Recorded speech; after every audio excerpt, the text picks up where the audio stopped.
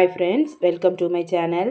ரொம்பவே சத்து குணம் எல்லாமே நிறைஞ்ச சுண்டக்காய். இந்த காய் வந்து பார்க்க தாங்க சின்னது, இதில் அவ்வளோ சத்து இருக்குது. இரும்பு சத்து, அல்சர் நோய்க்கு, புரோட்டீன், அந்த மாதிரி சொல்ல சொல்ல இன்னும் நிறைய சத்துக்கள் இதில் இருக்குது. இந்த காயை வச்சு நம்ம இன்னைக்கு வந்து துவையல் தான் செஞ்சு சாப்பிட போகிறோம். சுடு சாதத்தோட இந்த துவையல் செஞ்சு சாப்பிடும்போது அவ்வளோ ஒரு டேஸ்ட்டாக இருக்கும். அவ்வளோ நல்லது உடம்புக்கு. இது எப்படி பண்ணுறதுன்னு பார்க்கலாம் வாங்க, வீடியோக்குள்ளே போகலாம்.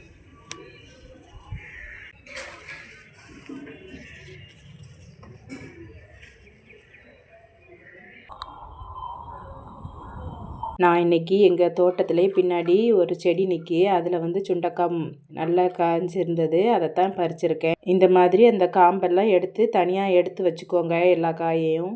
இப்போது இந்த மாதிரி ஒவ்வொரு காம்பெல்லாம் நீக்கி எடுத்து வச்சுக்கோங்க. இந்த காயை நம்ம அம்மிலையோ உரல்லையோ வச்சு ரெண்டாக தட்டியும் சேர்க்கலாம். தட்டி சேர்க்கும்போது விதைகள் எல்லாமே கீழே விழுந்துடும். அது அந்த அளவுக்கு நம்ம சாப்பாட்டில் சேராது. அதனால இந்த மாதிரி கத்தியை வச்சு ரெண்டாக கீறி வச்சுக்கோங்க. கீறி தனியாக வைக்காமல் இந்த மாதிரி தண்ணியில் வெட்டி போடுங்க, இல்லைன்னா கருத்து போயிடும். இதே மாதிரி எல்லா காய்களையும் நறுக்கி எடுத்துக்கலாம். எதுக்காக இப்படி ரெண்டாக கீறுறோம், ரெண்டாக நறுக்கி போடுறோம் அப்படின்னா, இதோட தோல் வந்து ரொம்ப தடிமனாக இருக்கும்.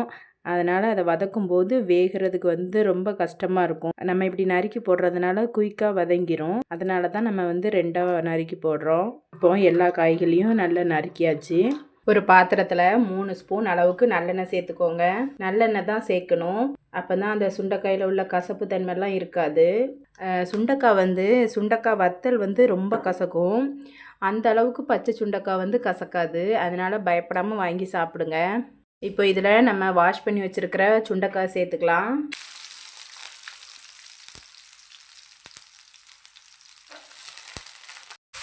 நல்ல அந்த க்ரீன் கலரில் இருந்த தோல் எல்லாம் நல்ல ஒயிட் கலரில் கொஞ்சம் லைட் ப்ரௌனாக வர்ற அளவுக்கு நல்லா வதக்கி எடுத்துக்கோங்க. அப்போ தான் கசப்பு தன்மை இருக்காது.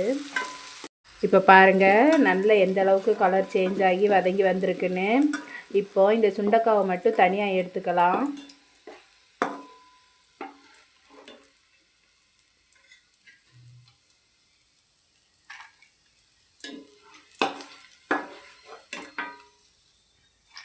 அதே எண்ணெயில் 1/4 கப் அளவுக்கு உளுந்து எடுத்துக்கோங்க. கருப்பு உளுந்து நான் எடுத்திருக்கேன். உங்களுக்கு எந்த உளுந்து, வெள்ளை உளுந்து கிடைச்சாலும் சேர்த்துக்கலாம். இதை சேர்த்து கொஞ்சம் வாசனை வர்ற அளவுக்கு வறுத்து எடுத்துக்கோங்க. இப்போ நல்ல வாசனை வர்ற அளவுக்கு உளுந்து வந்து வறுபட்டுருச்சு. இப்போ இது கூட ஒரு 5-6 போல் வரமிளகாய் சேர்த்துக்கலாம். இது கூடவே ஒரு 10 காணி சின்ன வெங்காயம் சேர்த்துக்கோங்க.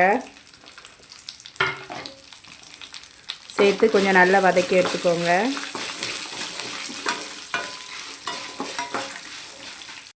வெங்காயம் ஒரு பாதி அளவுக்கு வதங்கினதுக்கப்புறமா ஒரு 5-6 பல் பூண்டு சேர்த்துக்கோங்க.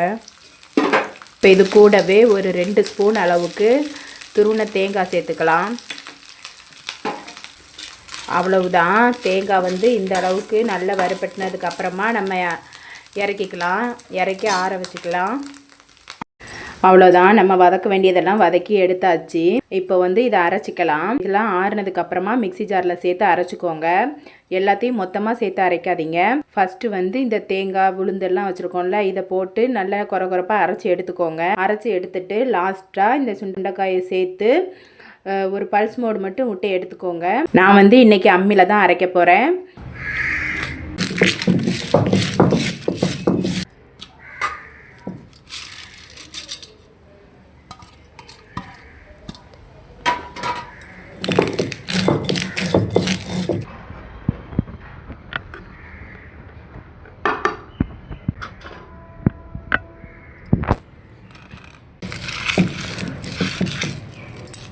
அவ்வளோதான் ஃப்ரெண்ட்ஸ், நம்மளோட சுண்டக்காய் துவையல் வந்து அருமையாக ரெடி ஆகிடுச்சு. நீங்களும் இதே மாதிரி இதே அளவுகளோட உங்கள் வீட்டில் செஞ்சு பாருங்கள். செஞ்சு பார்த்துட்டு எப்படி வந்ததுன்னு கமெண்ட்டில் சொல்லுங்கள். என்னோடய வீடியோ உங்களுக்கு பிடிச்சிருக்கும்னு நம்புகிறேன். என்னோடய வீடியோ பிடிச்சதுன்னா என்னோடய சேனலை சப்ஸ்கிரைப் பண்ணி சப்போர்ட் பண்ணுங்கள். என்னோடய வீடியோவுக்கு லைக் பண்ணுங்கள், கமெண்ட் பண்ணுங்கள், உங்கள் ஃப்ரெண்ட்ஸ் அண்ட் ஃபேமிலிக்கு ஷேர் பண்ணுங்கள். பாய்.